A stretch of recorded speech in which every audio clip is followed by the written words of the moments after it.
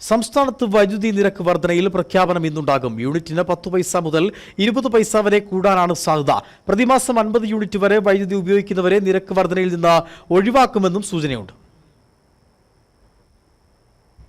കേന്ദ്ര വൈദ്യുതി നിയമമനുസരിച്ച് 3 വർഷത്തെ നിരക്ക് വർധനയാണ് KSEB ആവശ്യപ്പെട്ടത്.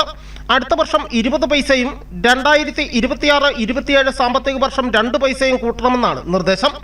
വേനൽക്കാലത്ത് സമ്മർ താരിഫായി യൂണിറ്റിന് 10 പൈസ അധികം വേണമെന്ന ആവശ്യവും KSEB മുന്നോട്ട് വെച്ചിട്ടുണ്ട്.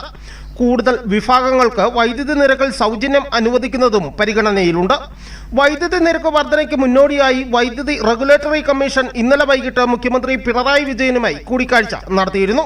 ഉച്ചയ്ക്ക് ശേഷം പ്രഖ്യാപനമുണ്ടാകുമെന്നാണ് കരുതുന്നത്. News bureau, Udumbanchola.